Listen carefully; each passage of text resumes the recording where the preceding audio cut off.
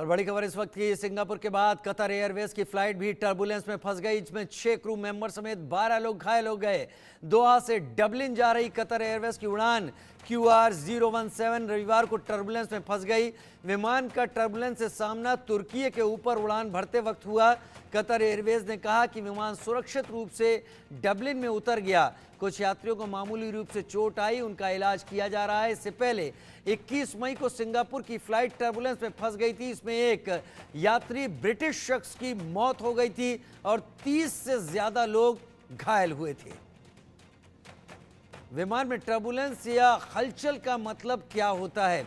हवा के में जब विमान उड़ रहा होता है तो उस वक्त एयर प्रेशर बाहर और हवा के बहाव में बाधा पहुंचने से विमान को उड़ने के दौरान काफ़ी झटके लगने शुरू होते हैं और इस दौरान अनियमितता से अनियंत्रित होकर विमान वर्टिकल मोशन में चला जाता है, यानी अपने रास्ते से हट जाता है। अगर किसी ऊंचाई पर उड़ रहा है तो अचानक विमान झटके से हज़ारों फीट नीचे आ जाता है। इसी को टर्बुलेंस कहते हैं और कई बार इसी के चलते लोगों को चोट लगती है। टर्बुलेंस की वजह से विमान में सवार यात्रियों को ऐसा लगता है जैसे विमान गिरने वाला है। टर्बुलेंस में प्लेन का उड़ना कुछ हद तक वैसा ही है जैसे ऊबड़ खाबड़ सड़क पर आप कार चला रहे हो या बाइक चला रहे हो तो जो झटके आपको लगते हैं वैसे ही हवा में विमान को झटके लगते हैं। लेकिन कुछ एक बार ये झटके इतने गंभीर हो जाते हैं जैसा कि सिंगापुर एयरलाइंस की फ्लाइट में हुआ, एक शख्स की मौत हो गई।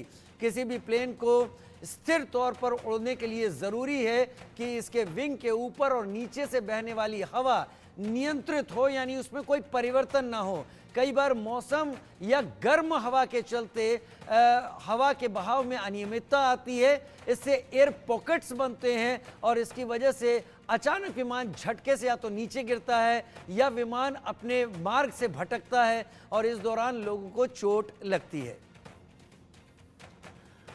टर्बुलेंस 3 तरह के होते हैं। पहला होता है हल्के टर्बुलेंस, इसमें प्लेन 1 मीटर ऊपर नीचे होता है, यानी यात्रियों को इसका पता नहीं चलता है।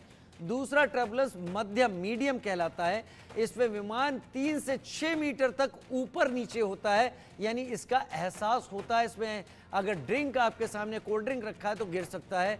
और तीसरा गंभीर टर्बुलेंस होता है, इसमें 30 मीटर तक ऊपर नीचे जा सकता है। सीट बेल्ट लगाए रहने पर पैसेंजर बच सकते हैं, अगर नहीं लगी है तो उछलकर गिर सकते हैं। और सिंगापुर एयरलाइंस जो 21 मई को टर्बुलेंस का शिकार हुई थी उसमें जो तथ्य सामने आए थे, विमान कुछ ही पल में 6000 फीट नीचे आ गया था। और अब जानते हैं कि टर्बुलेंस की वजह से क्या प्लेन क्रैश हो सकता है। तो आधुनिक तकनीक के बेहतर होने से टर्बुलेंस की वजह से प्लेन क्रैश होने की आशंका बहुत कम है, लेकिन टर्बुलेंस से प्लेन क्रैश की आशंका रहती है। 1960 के दशक में दुनिया में कुछ विमान हादसे टर्बुलेंस की वजह से हुए थे।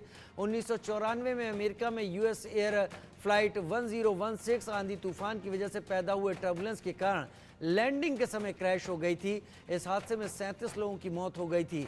1999 में अमेरिकी एयरलाइन फ्लाइट 1420 टर्बुलेंस के बाद लैंडिंग के समय एयरपोर्ट पर रनवे से आगे निकलकर क्रैश हुई। विमान में 145 में से 11 लोगों की यहाँ मौत हुई।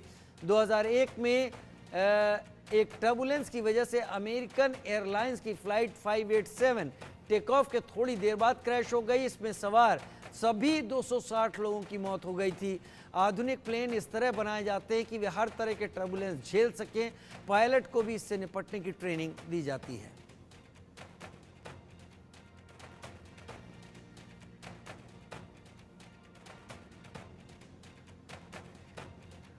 तो विमान में टर्बुलेंस से सुरक्षित कैसे रहें, फ्लाइट अटेंडेंट की बात को ध्यान से सुनें, सेफ्टी ब्रीफिंग बुक भी पढ़ें, हर समय सीट बेल्ट लगाए रखें। अगर आप विमान में सीट बेल्ट का साइन ऑफ भी हो गया हो तब भी सीट बेल्ट लगाएं।